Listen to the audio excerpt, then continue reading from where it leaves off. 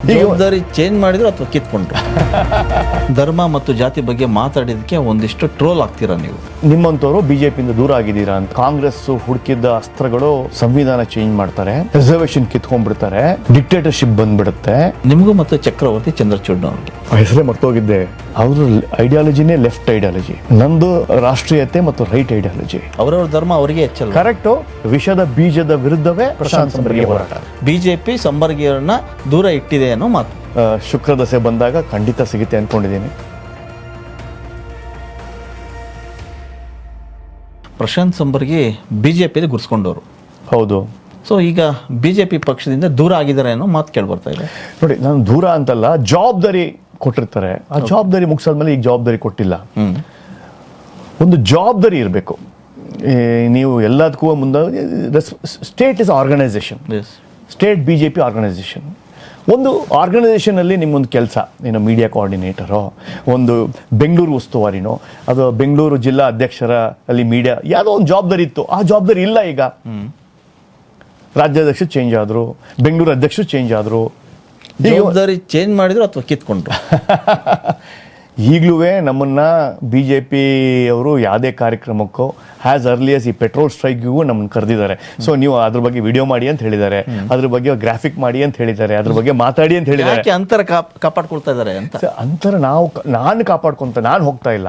Okay, ಅದಕ್ಕೊಂದು reason ಇರಬೇಕಲ್ಲ. Reason ನಾವು ಪಟ್ಟಿರ್ತಕ್ಕಂಥ 4 ವರ್ಷದ ಶ್ರಮ, ರಾಷ್ಟ್ರೀಯತೆ ಮೇಲೆ, ದೇಶದ ಭದ್ರತೆ ಮೇಲೆ, ಅನೇಕ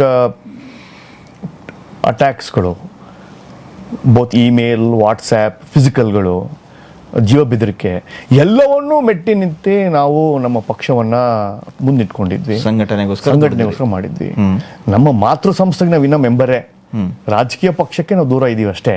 ರಾಜಕೀಯ ಪಕ್ಷದಲ್ಲಿ ಅವಕಾಶ ಬರುತ್ತೆ. ಈಗ ಸರ್ಕಾರ ಇಲ್ಲ, ಸರ್ಕಾರ ಮಾಡೋ ಟೈಮಲ್ಲಿ ಅಥವಾ ಸರ್ಕಾರದ ಹೇಗೆ ಮಾಡಬೇಕು ಅನ್ನೋದನ್ನು ಚಿಂತೆ ಇದೆ. ಮತ್ತು ರಾಜಕೀಯವಾಗಿ ಬರ್ತೀವಿ. It's a break. ನಮ್ಮನ್ನು ನಾವು ರೀಇನ್ವೆಂಟ್ ಮಾಡೋಕ್ಕೆ ಒಂದು ಬ್ರೇಕ್ ತೊಗೊಂಡಿದ್ದೀವಿ ಅಷ್ಟೇ. ಧರ್ಮ ಮತ್ತು ಜಾತಿ ಬಗ್ಗೆ ಮಾತಾಡಿದಕ್ಕೆ ಒಂದಿಷ್ಟು ಟ್ರೋಲ್ ಆಗ್ತೀರಾ ನೀವು. ನೋಡಿ, ಕಾಂಗ್ರೆಸ್ ಸರ್ಕಾರ ಬಂದಿದ ತಕ್ಷಣ ನಮ್ಮ ಮೇಲೆ ಒಂದು 108 ಕೇಸನ್ನು ದಾಖಲು ಮಾಡ್ತಾರೆ. ನಿಮ್ಮ ಮೇಲೆ? ನಮ್ಮ ಮೇಲೆ. 2 ಧರ್ಮದ ಮಧ್ಯೆ ನೀವು ಸಂಘರ್ಷನ ಉಂಟು ಮಾಡ್ತಾ ಇದ್ರೆ ನಿಮ್ಮನ್ನ ಯಾಕೆ ದಸ್ತಗಿರಿ ಮಾಡಬಾರ್ದು ಅಂತ ನಮಗೆ ನೋಟಿಸ್ ಬರುತ್ತೆ DCPಯಿಂದ. ನೀವು ನಿಮ್ಮ ಸಾಮಾಜಿಕ ಜಾಲತಾಣದಲ್ಲಿ ನೀವು 2 ಧರ್ಮದ ನಡುವೆ ಕಂದಕವನ್ನು ಉಂಟು ಮಾಡ್ತಾ ಇದ್ದೀರಾ, ನಿಮ್ಮನ್ನು ನಾವು ಯಾಕೆ ದಸ್ತಗಿರಿ ಮಾಡಬಾರ್ದು ಅಲ್ಲೂ ಬರ್ಕೊಡ್ತೀವಿ. ಏನು ನಾವು ಮಾಡೋದಿಲ್ಲ, ಮುಚ್ಚಳಿಕೆ ಬರ್ಕೊಡ್ತೀವಿ. 1 ವರ್ಷ ಆಯಿತು. ನಾನು ಹೈಕೋರ್ಟಲ್ಲಿ ಚಾಲೆಂಜ್ ಮಾಡ್ಬೋದಿತ್ತು, ಅದನ್ನು ನಾನು ಮಾಡಲಿಲ್ಲ. ಯಾಕೆ ಅಂದರೆ ನಾನು ಫೇಸ್ಬುಕ್ಕನ್ನು, ನನ್ನ ಇನ್ಸ್ಟಾಗ್ರಾಮನ್ನು ಡಿಆಕ್ಟಿವೇಟ್ ಮಾಡಿದೆ 6 ತಿಂಗಳವರೆಗೂ. ಅದನ್ನ ಜನ ನಿಮ್ಮಂತವರು ಬಿಜೆಪಿಯಿಂದ ದೂರ ಆಗಿದ್ದೀರಾ ಅಂತ ನೀವು ಲೇಬಲ್ ಮಾಡ್ತಾ ಇದ್ದೀರಾ. ನಮ್ಮಂತವ್ರು ಅಂತ ಹೇಳ್ತಿಲ್ಲ, ವಾಸ್ತವವಾಗಿ ನಮ್ಮನ್ನ ಬಿಜೆಪಿ ನಿಮ್ಮನ್ನ ಫಾಲೋ ಮಾಡ್ತಾ ಇರೋರು, ನಿಮ್ಮ ಟ್ರೋಲ್ ಮಾಡ್ತಾ ಇರೋರು ಖಂಡಿತ ಅಂತ ಮಾತು. ಆ ಕೇಸ್ ಮುಗೀತು. ನಾವು ಯಾವುದು ಸಮಾಜ ನಡುವೆ ಕಂದಕ ಅಥವಾ ಸಂಘರ್ಷ ಮಾಡೋದು, ಹುನ್ನಾರ ಯಾವುದು ಮಾಡ್ತಾ ಇಲ್ಲ. ಹೇಗೆ ಕಾಂಗ್ರೆಸ್ ಅಲ್ಲಿ ವಕ್ತಾರರಿದ್ದಾರೋ ಹಾಗೆ ನಾವು ಬಿಜೆಪಿಯಲ್ಲಿ ವಕ್ತಾರಿದ್ದೀವಿ, ನಾವು ಮಾತಾಡ್ತೀವಿ. ಕೇವಲ ಮೋದಿ ಭಕ್ತನಾಗಿದ್ದ ತಕ್ಷಣ ನಾವು ಈ ಸರ್ಕಾರದ ಅಡಿಯಲ್ಲಿ ನಾವು ದೇಶದಲ್ಲಿ ಈ ಜಾತಿ ನಡುವೆ ಬಿರುಕನ್ನು ಉಂಟು ಮಾಡ್ತಾ ಇದೀವಿ ಅಂತ ಹೇಗೆ ಮಾಡ್ತೀರಾ? ಅಲ್ಲ, ನಿಮ್ಮ ಮಾತುಗಳು, ನಿಮ್ಮ ನಡವಳಿಕೆಗಳು ಅಥವಾ ನಿಮ್ಮ ಬರವಣಿಗೆಗಳು ಈ ರೀತಿಯಾದ ಕಂದಕಗಳನ್ನ ಸೃಷ್ಟಿಸಿ ಇಲ್ಲ. ನೋಡಿ, 60 ವರ್ಷ ಮಾಡಿರ್ತಕ್ಕಂಥ ಅನ್ಯಾಯವನ್ನು, ಕಾಂಗ್ರೆಸ್ ಮಾಡಿರ್ತಕ್ಕಂಥ ಅನ್ಯಾಯವನ್ನು ನಾವು ಜನರಿಗೆ ಹೇಳ್ತಾ ಇದ್ದೀವಿ. ಕಾಂಗ್ರೆಸ್ ಮುಕ್ತ ಭಾರತ ಅನ್ನೋ ಅಭಿಯಾನ 2014ರಿಂದನೇ ಇದ್ದಿದ್ದು. 60 ವರ್ಷ ಹಿಂದೂಗಳಿಗಾಗಿರ್ತಕ್ಕಂಥ ಅನ್ಯಾಯದ ಬಗ್ಗೆ ಜನರಿಗೆ ಪರಿಚಯ ಮಾಡಿಸೋದು, ಜನರಿಗೆ ಗೊತ್ತಾಗಬೇಕು, ಅವರು ಮಾಡಿದ್ದು ಷಡ್ಯಂತ್ರಗಳನ್ನು ಹೇಳ್ತಾ ಇದ್ದೀವಿ. ಅದು ಹೇಗೆ ತಪ್ಪಾಗುತ್ತೆ ಅಂತ ನಾನು ಹೇಳ್ತಾ ಇರೋದು. ಅಲ್ಲ, ಹಂಗೆ ನೋಡಿದ್ರೆ ಈಗ BJP ಪರವಾಗಿ ಇದ್ದಂಥ ಅಲೆ, ಮೋದಿ ಪರವಾಗಿ ಇದ್ದಂಥ ಅಲೆ, ಈ ವರ್ಷದ ಚುನಾವಣೆ ನೀವು ಗಮನಿಸಿದ್ರಿ. ನೋಡಿ, ಕಾಂಗ್ರೆಸ್ಸು ತುಂಬ ಚೆನ್ನಾಗಿ ಡಿವೈಡ್ ಆ್ಯಂಡ್ ರೂಲನ್ನು ಕಲ್ತ್ಬಿಟ್ಟಿದೆ. ಹಿಂದೂಗಳನ್ನು ಡಿವೈಡ್ ಮಾಡಿ, ಯಾಕಂದರೆ ಕಾಂಗ್ರೆಸ್ ಆಲ್ರೆಡಿ +20 ವೋಟ್ಸ್, 100 ವೋಟ್ ಇದ್ರೆ 20 ವೋಟೆಲ್ಲ ಆಲ್ರೆಡಿ ಫಿಕ್ಸ್ ಇದೆ. ಅವ್ರು ಯಾವ ಶ್ರಮ, ಯಾವುದೇ ಥರದ ಎಫರ್ಟನ್ನು ಹಾಕಬೇಕಾಗಿಲ್ಲ. ನಾವು ಹ್ಯಾಂಡಿಕ್ಯಾಪ್ ಆಗಿ ಶುರು ಮಾಡೋದು, ನಾವು ವೋಟ್ 0 ಇಂದ ಶುರು ಮಾಡೋದು. ಮೈನಾರಿಟಿ 20% ಓಟು ಫಿಕ್ಸ್, ಅಲ್ಲವ್ರು 21 ಶುರು ಮಾಡಬೇಕು ಅವರು ಓಟು. ನಾನು 0 ಶುರು ಮಾಡಬೇಕು. ಆ 0 ಶುರು ಮಾಡೋಕ್ಕೆ ಹೋದಾಗ್ಲೂ ನಮ್ಮ ಪಕ್ಷಕ್ಕೆ ಹಿಂದೂಗಳನ್ನು ಡಿವೈಡ್ ಮಾಡುವ ಒಂದು ಮನಸ್ಥಿತಿ ಕಾಂಗ್ರೆಸ್ ಮೊದಲಿಂದನೂ ಇದೆ. ಒಡೆದು ಆಳುವ ನೀತಿ. ಲಿಂಗಾಯತ ವೀರಶೈವನ್ನ ಮಾಡಿದ್ದು 2018 ಎಲೆಕ್ಷನಲ್ಲಿ ನಿಮ್ಮ ಕಣ್ಮುಂದೆನೇ ಇದೆ. ಸಿದ್ದರಾಮಯ್ಯ ಅವರ ಸರ್ಕಾರ 2018ಕ್ಕೆ ಪತನ ಆಗಲಿಕ್ಕೆ ಕಾರಣನೇ ಈ ಲಿಂಗಾಯತ ವೀರಶೈವವನ್ನು ಡಿವೈಡ್ ಮಾಡಿದ್ರು. ಈ ಸಲ 2024ಕ್ಕೆ MP ಎಲೆಕ್ಷನ್ಗೆ ಕಾಂಗ್ರೆಸ್ಸು ಹುಡುಕಿದ್ದ ಅಸ್ತ್ರಗಳು ಸಂವಿಧಾನ ಚೇಂಜ್ ಮಾಡ್ತಾರೆ, ರಿಸರ್ವೇಷನ್ ಕಿತ್ಕೊಂಡ್ಬಿಡ್ತಾರೆ, ಡಿಕ್ಟೇಟರ್ಶಿಪ್ ಬಂದ್ಬಿಡುತ್ತೆ, ಸಂವಿಧಾನ ಆತಂಕದಲ್ಲಿದೆ. ಈ ಥರದ ಫಾರಿನ್ ಮೀಡಿಯಾ ಲೋಕಲ್ ಆಗಿ ಅದನ್ನು ಯೂಸ್ ಮಾಡಿ ಹಿಂದೂಗಳಲ್ಲಿ ಒಂದು ಥರದ divide and rule policy successful ಆದರು. ಓಕೆ, ನೀವೇ ಹೇಳಿದ ಪ್ರಕಾರ ಈಗ ಒಂದು ಜಾತಿ ಸಮುದಾಯದ ನಡುವೆ ಭಿನ್ನಾಭಿಪ್ರಾಯ ಮೂಡಿಸ್ತು ಕಾಂಗ್ರೆಸ್ ಅಂತ ಹೇಳೋದಾದರೆ, BJP ಸರ್ಕಾರ ಧರ್ಮದ ನಡುವೆ ಕಂದಕ ರೂಪಿಸ್ಲಿಲ್ವಾ? ಧರ್ಮದ ನಡುವೆ ಕಂದಕಗಳನ್ನು ಹುಟ್ಟಿಸಿಲ್ಲ.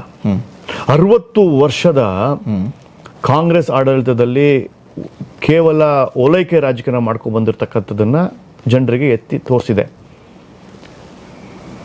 ಯಾವ್ಯಾವ ಮೈನಾರಿಟಿ ಕಮಿಷನ್ಸ್ಗಳಿದೆ, ಸಚ್ಚರ್ ಕಮಿಷನ್ ಆಗಿರ್ಬೋದು, ಯಾವುದ್ಯಾವುದು ಯೂನಿಫಾರ್ಮ್ ಸಿವಿಲ್ ಕೋಡು, ಟ್ರಿಪಲ್ ತಲಾಕ್ ಅಂತ ವಿಷಯಗಳನ್ನು ಹೆಚ್ಚು ತೋರಿಸ್ದೇನೆ ಕೇವಲ ಒಂದು ಸಮುದಾಯಕ್ಕೆ ಅನುಕೂಲವಾಗುವ ಕಾರ್ಯಕ್ರಮಗಳು, ಹಜ್ಜಿಗೆ ಕೊಟ್ಟಿರ್ತಕ್ಕಂಥ ಸಬ್ಸಿಡಿಗಳು, ಎಜುಕೇಷನ್ ಇನ್ಸ್ಟಿಟ್ಯೂಷನಲ್ಲಿ ಹಿಂದೂಗಳಾದ ಅನ್ಯಾಯಗಳು, ಮೈನಾರಿಟಿ ಆಗಿ ನೀವು ಕ್ರಿಶ್ಚಿಯನ್ ಕಾನ್ವೆಂಟನ್ನು ಓಪನ್ ಮಾಡ್ಬೋದು, ಮೈನಾರಿಟಿ ಆಗಿ ನೀವು ಮುಸ್ಲಿಂ ಮದ್ರಸಗಳನ್ನು ಓಪನ್ ಮಾಡ್ಬೋದು, ಹಿಂದೂ ಗುರುಕುಲ ಓಪನ್ ಮಾಡೋಕ್ಕಾಗಲ್ಲ. ಎಜುಕೇಷನ್ ಸಿಸ್ಟಮನ್ನು ನೆಹರು ಅವರು ಚೇಂಜ್ ಮಾಡಿದ್ರು. ಸಂಚಾರ್ ಕಮಿಟಿ ರಿಪೋರ್ಟಲ್ಲಿ 5,000 ಕೋಟಿ ಕೊಡಬೇಕು, ಇಲ್ಲಿ ಹಿಂದುಳಿದ ವರ್ಗ ಇದೆ ಅಂತ ಹೇಳಿ ಅವ್ರಿಗೋಸ್ಕರ ಮೀಸಲಾತಿಯನ್ನು ಹೆಚ್ಚು ಮಾಡಿದ್ರು. ಕೇವಲ ಒಂದು ಸಮುದಾಯಕ್ಕೇ ನೀವು ಹೆಚ್ಚಾಗಿ ಪ್ರಾಶಸ್ತ್ಯ ಕೊಡೋದಾದರೆ ಹಿಂದೂಗಳು ಏನು ಅನ್ಯಾಯ ಮಾಡಿದ್ದಾರೆ? ಬಹುಸಂಖ್ಯಾ ಭಾರತದಲ್ಲಿ 80% ಹಿಂದೂಗಳಿರೋ ದೇಶದಲ್ಲಿ ನಾವು 3rd ಕ್ಲಾಸು ಅಲ್ಲ 10th ಕ್ಲಾಸ್ ಸಿಟಿಸನ್ ಆಗಿ ಬಾಳ್ತಾ ಇದ್ದೀವಿ. 3rd class is under statement. ಅದ್ರ ಬಗ್ಗೆ ಧ್ವನಿ ಎತ್ತಿದ್ದೀವಿ ಹೊರತು ಬೇರೆ ಯಾವುದು ಮಾಡಿಲ್ವಲ್ಲ. ನಾವು 60 ವರ್ಷದ ಇತಿಹಾಸವನ್ನು ಇಟ್ಕೊಂಡು ಜನರಿಗೆ ಹೇಳಿದ್ದೀವಲ್ಲ, ಅಷ್ಟು ಬಿಟ್ಟರೆ ಏನು ಮಾಡಲಿಲ್ವಲ್ಲ. ಎಲ್ಲೋ ಒಂದು ಕಡೆ ಈ ರೀತಿಯಾದ ಬೆಳವಣಿಗೆಗಳಿಂದನೇ ಹಿನ್ನಡೆ ಆಯ್ತಾ BJPಗೆ ಈ ಸರಿ ಸೀಟುಗಳನ್ನು ಲೆಕ್ಕಾಚಾರ ಮಾಡ್ಕೊಂಡಿಲ್ಲ? ಇಲ್ಲ, ಈ ಸಲ ಆಗಿರುವ ಒಂದು ಆರ್ಟಿಕಲ್ ಅನ್ನು ನಾನು ಓದ್ತಾ ಇದ್ದೆ. ಆರ್ಟಿಫಿಷಿಯಲ್ ಇಂಟೆಲಿಜೆನ್ಸ್ ಇಂದ 10 ಕೋಟಿ ಜನರ ಮೈಂಡ್ ಸೆಟ್ ಅನ್ನ ಚೇಂಜ್ ಮಾಡುವ ಒಂದು ಅಂತಾರಾಷ್ಟ್ರೀಯ ಪಿತೂರಿಯನ್ನ ಭಾರತದಲ್ಲಿ ಪ್ರಯೋಗ ಆಯಿತು ಅನ್ನೋದನ್ನ ಜರ್ಮನಿಯ ಒಂದು ನ್ಯೂಸ್ ಪೇಪರ್ ಬರೆಯುತ್ತೆ, ಭಾರತದ ಯಾವುದೂ ಅಲ್ಲ. ಆ 10 ಕೋಟಿಯ ಜನರನ್ನ 6 ತಿಂಗಳು ಸತತವಾಗಿ ಅವರು ಓದುವ ನ್ಯೂಸ್ ಪೇಪರ್, ಅವ್ರು ಓದುವ ವಾಟ್ಸ್ಆ್ಯಪ್, ಅವ್ರು ಓದುವ ಫೇಸ್ಬುಕ್, ಅವರು ಓಡಾಡುವ ಜಾಗದಲ್ಲಿ BJP ವಿರುದ್ಧ ವಿಷ ಬೀಜವನ್ನು ಬಿತ್ತಿ ಮಾಡಬೇಕು, ಜನರ ದಿಕ್ಕನ್ನು ಕನ್ಫ್ಯೂಸ್ ಮಾಡಬೇಕು, BJP ಬಗ್ಗೆ ಅವರ್ಷನ್ ಕ್ರಿಯೇಟ್ ಮಾಡಬೇಕು ಅನ್ನೋದನ್ನು ಸಕ್ಸಸ್ಫುಲ್ ಆಗಿದೆ. ಅದ್ರ ಬಗ್ಗೆ ತನಿಖೆ ಆಗ್ತಾ ಇದೆ. ಅದನ್ನೇ ನಾವು ಹೇಳ್ತಾ ಇದ್ದಿದ್ದು, ಹೊರಗಿನ ಶಕ್ತಿ ಭಾರತದ ಪ್ರಜಾಪ್ರಭುತ್ವದಲ್ಲಿ ಕೈಯಲ್ಲಾಡಿಸ್ತಾ ಇದೆ ಅಂತ. ಓಕೆ, ಎಲ್ಲೋ ಒಂದು ಕಡೆ BJP ರಾಜಕಾರಣದಲ್ಲಿ ಸಂಬರ್ಗಿ ಅವರು CT ರವಿಯ ಒಡನಾಟ ಜಾಸ್ತಿ ಆಗಿರೋದ್ರಿಂದ ಏನಾದರೂ ನಿಮಗೆ ಹಿನ್ನಡೆ ಆಯ್ತಾ ಅಂತ? ನನಗೆ CT ರವಿ ಅವರ ಕಾರ್ಯವೈಖರಿ ಮತ್ತು ಅವರ ಆಡುವ ಮಾತು, ರಾಷ್ಟ್ರೀಯತೆ ಮತ್ತು ಅವರು ಜನರಲ್ ಸೆಕ್ರೆಟರಿ ಆದಾಗ, ತಮಿಳ್ನಾಡು ಇನ್ಚಾರ್ಜ್ ಆದಾಗ ಅವರು ಮಾಡಿರ್ತಕ್ಕಂಥ ದಿಟ್ಟ ನಿಲುವುಗಳಿದೆಯಲ್ಲ, ಪಕ್ಷ ಮೊದಲು ಆಮೇಲೆ ನಾನು ಅನ್ನೋದು, ಅದು ನನಗೆ ಇಷ್ಟ ಆಯಿತು. ಅವರನ್ನು ನಾನು ಹಿಂಬಾಲಕನಾಗಿ ಅವರ ಒಂದು ಗೈಡೆನ್ಸಲ್ಲಿ ನಾನು ಅನೇಕ ಕಾರ್ಯಕ್ರಮಗಳು ಕರ್ನಾಟಕದಲ್ಲಿ ಮಾಡಿದ್ದೆ. ನಾನು ಆ ಸಿದ್ಧಾಂತಗಳಿಗೆ ಬೆಲೆ ಎಲ್ಲಿ ಸಿಕ್ತು ಅಂತ ನೋಡಿ, ಆ ಸಿದ್ಧಾಂತವನ್ನು ನಂಬಿರೋರು ನಾವು. ಅಲ್ಲ, ಪಕ್ಷದಲ್ಲಿ ಒಂದು ಸ್ಥಾನಮಾನ ಕೊಡಬೇಕಲ್ವಾ? ಎಲ್ಲದಕ್ಕೂ ಸಮಯ ಬೇಕು. ನಮ್ಮದು ಒಂದು ಶುಕ್ರದಶೆ ಬಂದಾಗ ಖಂಡಿತ ಸಿಗುತ್ತೆ ಅಂದ್ಕೊಂಡಿದ್ದೀನಿ. ಶುಕ್ರದಶೆ ಬರೋದಕ್ಕೆ ಸಮಯ ಬೇಕಾ? ಅಸ್ಟ್ರಾಲಜಿಕಲಿ ಬೇಕು, ಬಟ್ ರಾಜಕೀಯವಾಗಿ ಶುಕ್ರದಶೆ ಇದ್ರೂ ನಿಮಗೆ ಮನಿ ಪವರ್ ಆ್ಯಂಡ್ ಅದು ಬೇಕು. ಅದು ರಾಜಕೀಯವಾಗಿ ಇದು ಮಾತಾಡೋದಲ್ಲ, ಅದು but will speak on that one day. Yes, okay. Prashanth ಸಂಬರ್ಗಿಗೆ ವೈಯಕ್ತಿಕವಾಗಿ ದಾಳಿ ಮಾಡೋರು ಭಾಳ ಜನ ಇದ್ದಾರೆ. ಖಂಡಿತ ನನ್ನ ಮೇಲೆ ಒಂದು 48-50 ಹಾಫ್ ಸೆಂಚುರಿ ಆಗಿದೆ ಡಿಫಾಮೇಷನ್ ಕೇಸಸ್. ಹೌದು. ಅಟ್ಲೀಸ್ಟ್ ಒಂದು 7 to 8 ನನ್ನ ಮೇಲೆ ಜೀವ ಬೆದರಿಕೆ ಬಂದಿರೋ ಕೇಸ್ಗಳು ನಾನು ರಿಜಿಸ್ಟರ್ ಮಾಡಿದ್ದೀನಿ. ಸೊ ಯಾವಾಗ ಒಂದು ಧ್ವನಿ ಒಂದು ಪರ ನಿಂತ್ಕೊಳುತ್ತೋ ಅದನ್ನು ಅಲ್ಲೇ ಗಿಡದಲ್ಲೇ ಅದನ್ನು ಸಾಯಿಸಬೇಕು ಅನ್ನುವ ಒಂದು ಎಲ್ಲಿದೆ ಹೆಮ್ಮುವಾರ ಆಗಿಬಿಡುತ್ತೆ, ಎದ್ದು ಒಂದು ದೊಡ್ಡ ಮರ ಆಗಿಬಿಡುತ್ತೆ. ಇದು ಹುನ್ನಾರ ನಡೀತಾ ಇದೆ. ಸೊ ಈಗ ಬಿಗ್ ಬಾಸಲ್ಲಿ ಇದ್ದಾಗ ನಿಮಗೂ ಮತ್ತು ಚಕ್ರವರ್ತಿ ಚಂದ್ರಚೂಡ್ನವ್ರಿಗೆ ಸಾಕತ್ತು ಒಳ್ಳೆ ಫ್ರೆಂಡ್ಶಿಪ್ ಇರುತ್ತೆ. ಆ ಫ್ರೆಂಡ್ಶಿಪ್ಪು ಬರ್ತಾ ಬರ್ತಾ ಬಾಂಡಿಂಗು ಡಿಸ್ಪ್ಯಾಚ್ ಆಗುತ್ತೆ, ಹೊರಗೆ ಬಂದಾಗ ಅದು ತುಂಬ ದೊಡ್ಡ ಮಟ್ಟಕ್ಕಾಗುತ್ತೆ. ಆ ಹೆಸರೇ ಮರ್ತೋಗಿದ್ದೆ. ಹೆಸರು ನೀವು ಮರ್ತರು ಆ ವಿವಾದಗಳು ಮರೀತಿಲ್ಲ. ಆ ವಿವಾದಗಳು ಮತ್ತೆ ಪದೇ ಪದೇ ನೆನೆಸ್ತವೆ. ಯಾಕಂದ್ರೆ ನಿಮ್ಮ ಮೇಲೆ ಕೇಸ್ ಹಾಕ್ತಾರೆ, ಇನ್ನೊಂದು ಹಾಕ್ತಾರೆ. ಅದೆಲ್ಲ ಸುಳ್ಳು. ಯಾವ ಕೇಸು ನಿಂತ್ಕೊಳ್ಳಲಿಲ್ಲ. Okay. ಅದೇನಾಯ್ತು ಕೇಸು? ಕಮಿಷನರ್ಗೆ ಪೊಲೀಸ್ ಕಂಪ್ಲೇಂಟ್ ಕೊಟ್ಟರು. ಕಸದ ಬೊಟ್ಟಿಗೆ ಹೋಯ್ತು ಅದು. ಓಕೆ, ಒಂದು ಸೌಜನ್ಯಕ್ಕಾದ್ರೂ ಒಂದು NCR ಆದ್ರೂ ಮಾಡಿ ನಮ್ಗೆ ನೋಟಿಸ್ ಕೊಡಬೇಕಾಗಿತ್ತಲ್ಲ, ಅದು ಮಾಡಲಿಲ್ಲ. ಯಾಕೆಂದ್ರೆ ವೈಯಕ್ತಿಕ ದ್ವೇಷವನ್ನ ನಮ್ಮ ಸಾಮಾಜಿಕ ಹೋರಾಟಕ್ಕೆ ಹೋಲಿಸಿ ಅದನ್ನ ಕೇಸ್ ತಂದ್ರಲ್ಲ. ಅವ್ರ ಐಡಿಯಾಲಜಿನೇ ಲೆಫ್ಟ್ ಐಡಿಯಾಲಜಿ, ನಂದು ರಾಷ್ಟ್ರೀಯತೆ ಮತ್ತು ರೈಟ್ ಐಡಿಯಾಲಜಿ. ಓಕೆ, ನನಗೆ ಸಂವಿಧಾನ ಮೊದಲು, ದೇಶ ಮೊದಲು. ನಾನು ಯಾವುದು ಶರಿಯಾ ಕಾನೂನು ಬಗ್ಗೆ ನಾನು ಒಲವಿಲ್ವಲ್ಲ, ನನ್ನ ಕುರಾನ್ ನಂದು ದೊಡ್ಡದು ಅಂತ ನಾನು ಹೇಳೋದಿಲ್ವಲ್ಲ. ನನಗೆ ಮೊದಲನೇ ಪುಸ್ತಕ ಸಂವಿಧಾನ. ಓಕೆ, ಇನ್ನೊಂದು ವರ್ಗ ನಂಬಿರೋದು ಅವರ ಧರ್ಮ ಗ್ರಂಥವನ್ನ. ನಾನು ನಂಬಿಲ್ಲ. ಓಕೆ, ಅಲ್ಲ ಎಲ್ಲರೂ ಅವ್ರವ್ರ ಧರ್ಮ ಅವ್ರವ್ರ ಗ್ರಂಥಗಳನ್ನು ನಂಬ್ತಾರೆ. ಕರೆಕ್ಟ್. ಭಾರತ ದೇಶ ಅಂದಮೇಲೆ, ದೇಶ ಬಂದಾದ್ಮೇಲೆ ನೀನು ಹುಟ್ಟಿರೋ ದೇಶಕ್ಕೆ ನೀನು ನಿಷ್ಠೆಯಿಂದಿರೋ. ಓಕೆ, ಅಥವಾ ನೀನು ಯಾವ ದೇಶಕ್ಕೆ ನೀನು ನಿಷ್ಠೆ ತೋರಿಸ್ತೀಯೋ ಆ ದೇಶಕ್ಕೆ ಹೋಗ್ಬಿಡು. ಇದು ನನ್ನ ಸಿದ್ಧಾಂತ. ಅಲ್ಲ ಅವರು ಇಲ್ಲಿ ಹುಟ್ಟಿದ್ಯಾ, ಈ ದೇಶಕ್ಕೆ ನೀನು ನಿಷ್ಠಾವಂತನಾಗಿರೋ. ಅಂದ್ರೆ ನಿಮ್ಮ ಪ್ರಕಾರ ಧರ್ಮನಿಷ್ಠೆಯಿಂದ ಇರಬಾರ್ದ? ಧರ್ಮ ನಿಷ್ಠೆ ಇರಬೇಕು. ಎಲ್ಲಿವರೆಗೂ ಇರಬೇಕು? ಫಸ್ಟ್ ಸಂವಿಧಾನ, ಫಸ್ಟ್ ದೇಶ, ಆಮೇಲೆ ಧರ್ಮನಿಷ್ಠೆ. ನಾವೆಲ್ಲ ಇಲ್ಲಿ ಅಲ್ಪಸಂಖ್ಯಾತರು ಉಲ್ಟಾ ಮಾಡ್ತಾ ಇದ್ದಾರೆ. ಫಸ್ಟ್ ನಮಗೆ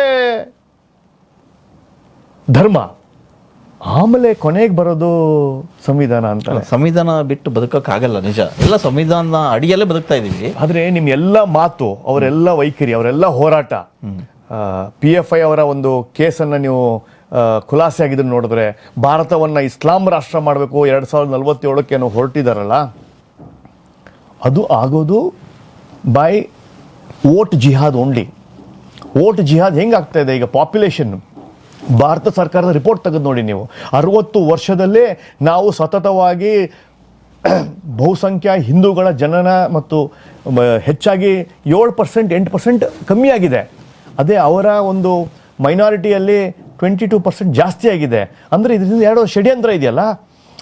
ಜಸ್ಟ್ ಬೈ ನಾನು ಅಧಿಕಾರಕ್ಕೆ ಬೇಕು ಅಂದರೆ ನನಗೆ ಓಟ್ಸ್ ಬೇಕು ಅಂದರೆ ಪಾಪ್ಯುಲೇಷನ್ ಜಾಸ್ತಿ ಆಗಬೇಕು, ಪಾಪ್ಯುಲೇಷನ್ ಜಾಸ್ತಿ ಆಗಬೇಕು ಅಂದರೆ ನಾನು 4 ಮದುವೆ ಬೇಕು, 4 ಮದುವೆ ಬೇಕು ಅಂದರೆ ನಾನು ಲವ್ ಜಿಹಾದ್ ಮಾಡಬೇಕು ಅನ್ನೋ ಹುನ್ನಾರದಲ್ಲೇ ನಮ್ಮ ಕಣ್ಮುಂದೆ ಕಾಣ್ತಾ ಇದೆಯಲ್ಲ. ಇತಿಹಾಸ ನಿಮ್ಗೆ ಹೇಳುತ್ತೆ, ಇತಿಹಾಸ ಹೇಳುತ್ತೆ ನಮಗೆ 200 ವರ್ಷ ಬ್ರಿಟಿಷರು ಆಳಿದ್ರು, 800 ವರ್ಷ ಮುಘಲರು ಆಳಿದ್ರು, ನಾವು ತಲೆ ಬಗ್ಸ್ಕೊಂಡು ಬದುಕೊಂಡಿದ್ದೀವಿ, ನಾವು ನಮ್ಮ ಮುತ್ತಾತರು ಪೂರ್ವಜರು ಟ್ಯಾಕ್ಸ್ ಕಟ್ಟಿ ನಮ್ಮ ಧರ್ಮವನ್ನ ಆಚರಣೆ ಮಾಡಿದ್ದೀವಿ ಅಂತ ಇತಿಹಾಸ ಹೇಳುತ್ತಲ್ಲ. ಮನೆಯಲ್ಲಿ ಪೂಜೆ ಮಾಡಬೇಕಾದ್ರೆ, ಮನೆಯಲ್ಲಿ ಸಂಪ್ರದಾಯವನ್ನು ಉಳಿಸ್ಕೊಂಡು ಹೋಗ್ಬೇಕಾದ್ರೆ ಹಿಂದೂಗಳು ಟ್ಯಾಕ್ಸ್ ಕಟ್ಟಿದ್ರು ಮುಘಲರಿಗೆ. ಅದು ಇತಿಹಾಸ ಇದೆಯಲ್ಲ, ಪುಸ್ತಕದಲ್ಲಿ ಇದೆಯಲ್ಲ. ಇಲ್ಲಿಂದ ಹೋಗಿರ್ತಕ್ಕಂಥ ಅಕ್ಕಿ, ದುಡ್ಡು, ಬೇಳೆ ಮೆಕ್ಕಾಗಿ ಹೋಗಿರ್ತಕ್ಕಂಥದ್ದು ಇತಿಹಾಸ ಇದೆಯಲ್ಲ, ಅಲ್ಲಿ ಬರ್ಕೊಂಡಿದಾರಲ್ಲ ಅವರು. ಇಲ್ಲಿ ಬರ್ದಿಲ್ಲ ಅಂದ್ರೂ ಅಲ್ಲಿ ಬರ್ಕೊಂಡಿದಾರಲ್ಲ. ಇದ್ರ ಬಗ್ಗೆ ಒಬ್ಬರು ಧ್ವನಿ ಎತ್ತೋದು ಬೇಡವಾ?